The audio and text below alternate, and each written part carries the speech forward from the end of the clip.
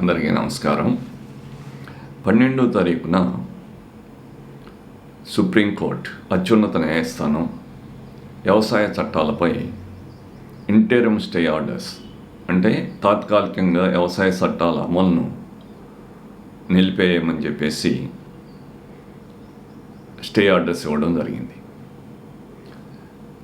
అయితే ఇక్కడ ముఖ్యంగా రైతు సోదరులు ఒక విషయాన్ని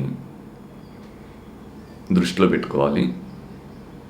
అయితే ఆ విషయానికి వచ్చే ముందు అసలు వివిధ రైతు సంఘాలు సుప్రీంకోర్టులో పిటిషన్ ఏ విధంగా వేయడం జరిగింది,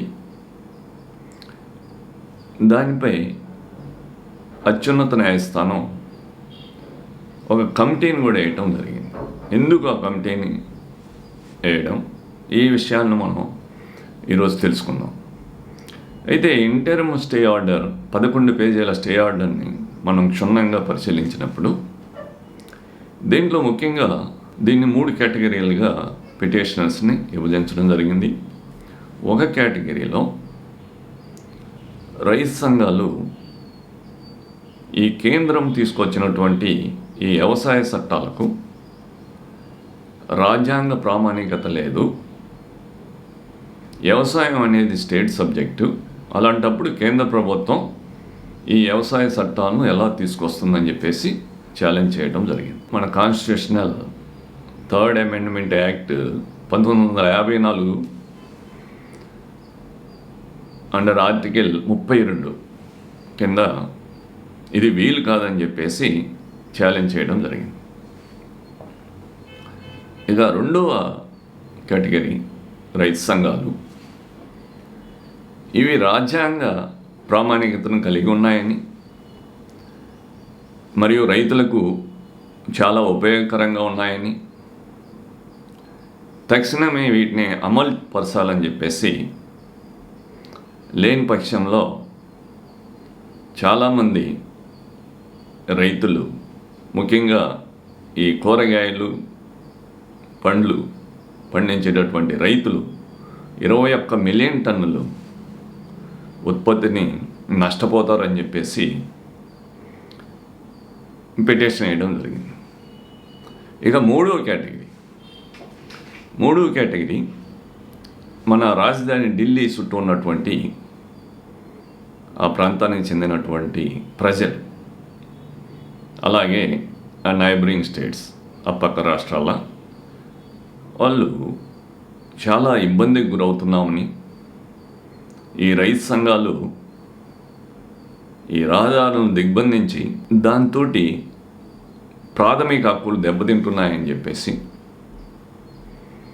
వర్తక వాణిజ్యాలను చేపట్టేదానికి వీలు కావటం లేదని చెప్పేసి పిటిషన్ వేయడం జరిగింది.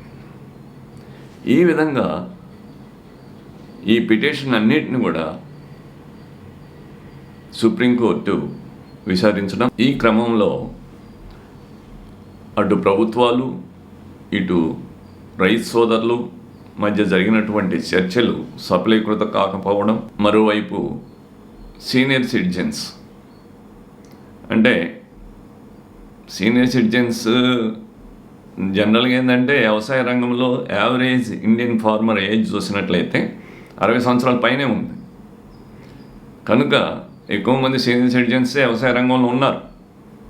అయితే ఈ సీనియర్ సిటిజన్స్, మహిళలు, పిల్లలు కూడా ఈ నిరసనలో పాల్గొంటూ ఈ చలికి, ఈ కోవిడ్-19 మూలంగా ఆరోగ్యం దెబ్బతింటం, కొంతమంది వాళ్ళు చనిపోవడం, వీటన్నిటిని కూడా దృష్టిలో పెట్టుకొని, అలాగే మరోవైపు 6 ఫర్ జస్టిస్ అనే బ్యాండ్ ఆర్గనైజేషన్ వాళ్ళు ఈ రైతుల ప్రొటెక్ట్కి వెనక ఉన్నారని చెప్పేసి రిపబ్లిక్ దినోత్సవ కార్యక్రమాలను కూడా అడ్డుకునే విధంగా ట్రాక్టర్ ర్యాలీని చేపట్టేదానికి రైతు సంఘాలు పూనుకుంటున్నాయన్న ఉద్దేశంతో, అలాగే కొంతమంది భారతీయ కిసాన్ యూనియన్, మన రాజస్థాన్ రైతులకు సంబంధించినటువంటి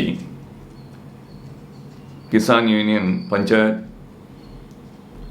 కొంతమంది తమిళనాడు రైతు సంఘాలు కమిటీ ముందు మేము మా సమస్యల్ని వినిపిస్తామని చెప్పేసి సంసిద్ధతను వ్యక్తం చేయటం, మరి మరోవైపు consortium of Indian farmer associations, దాదాపు 15 యూనియన్స్, రైతు సంఘాలు 15 రాష్ట్రాల్లో ఎక్కువగా ఈ కూరగాయలు పండ్లు పండించే ప్రాంతానికి చెందినవారు, వీళ్ళు కూడా వీటిని తక్షణమే అమలు చేయాలి, మరి ఇవి రాజ్యాంగ ప్రామాణికతను కలిగి ఉన్నాయని చెప్పేసి వాళ్ళు వీటన్నిటిని దృష్టిలో పెట్టుకుని ఈ నేపథ్యంలో ఒక కమిటీని వేయడం జరిగింది. ఈ కమిటీ 2 నెలల గడువులో అటు రైతు సంఘాలు ప్రభుత్వాల వాదనలు విన్న తర్వాత కోర్టుకి రికమెండేషన్ ఇవ్వాల్సినటువంటి అవసరం ఉంది. ఈ క్రమంలో డాక్టర్ ప్రమోద్ కుమార్ జోషి, ఈయన agriculture economist, director for South Asia international food policy research institute, Shri Ashok Gulati, వ్యవసాయ ఆర్థిక నిపుణులు, శ్రీ భూపీందర్ సింగ్ మాన్, జాతీయ అధ్యక్షులు జాతీయ కిసాన్ యూనియన్ మరియు all India Kisan coordination committee, Shri Anil Ganwat, అధ్యక్షులు సిత్కారీ సంఘటన. ఈ 4 సభ్యులతో ఈ కమిటీని ఏర్పాటు చేయడం జరిగింది. ఈ రైతు సోదరులు ముఖ్యంగా గమనించాల్సినటువంటి విషయం, ఇప్పుడు ఈ మారుతున్న పరిస్థితుల్లో మార్పు అనివార్యం.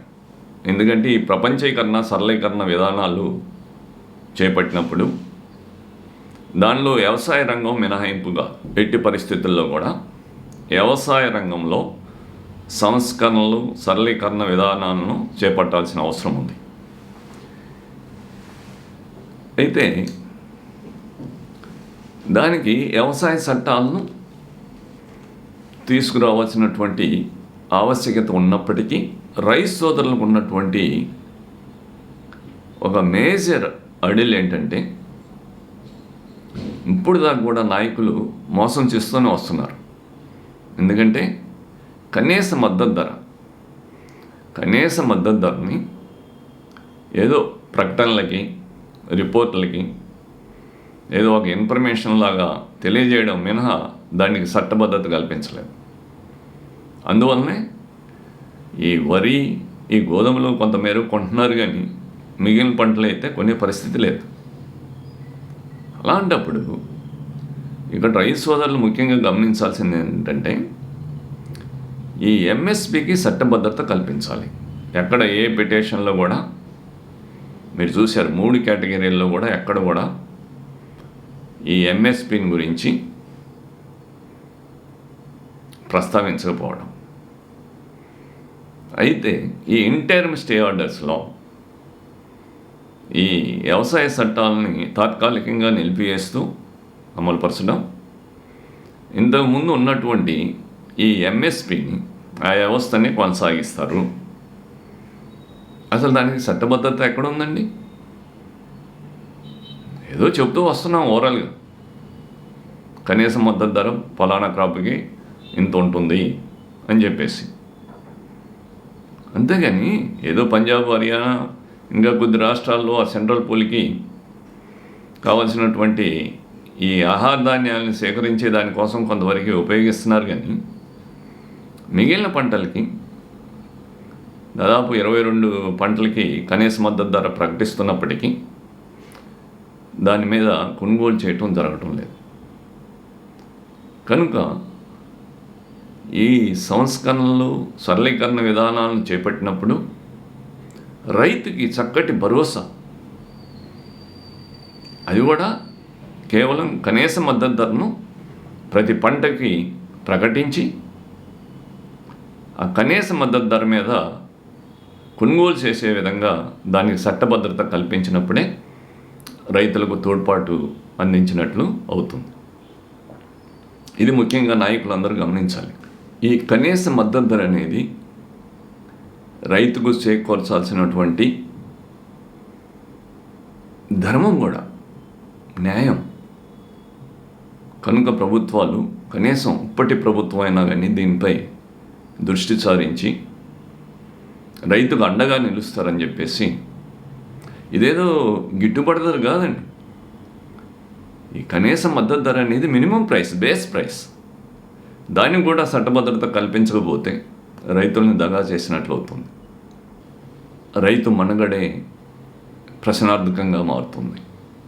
ఆ పాపం నాయకులదే అవుతుంది. కనుక రైతు సంఘాలు కూడా, రైతు సోదరులు కూడా ముఖ్యంగా గమనించాల్సింది ఈ కనీస మద్దతు ధరకి రాజ్యాంగ భద్రత కల్పించడం, చట్టభద్రత కల్పించడం. అంతేగాని ఈ బిల్లులను పూర్తిగా రద్దు చేయాలని చెప్పేసి ఓవైపు సరళీకరణ విధానాలను చేపట్టే క్రమంలో దానికి అర్థమే లేదు.